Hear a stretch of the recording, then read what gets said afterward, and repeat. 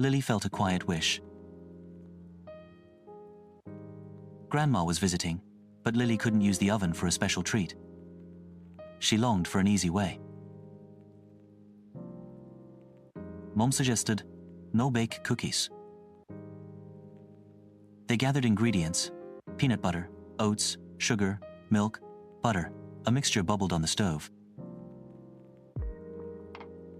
After stirring, Lily dropped spoonfuls. Waiting for them to cool felt endless. Would they be perfect? A worry grew. Finally, cookies were firm, smelling wonderful. Grandma arrived, took a bite, eyes twinkling. "Best ever, Lilybug," she exclaimed. Lily's heart swelled with joy. What a delightful day.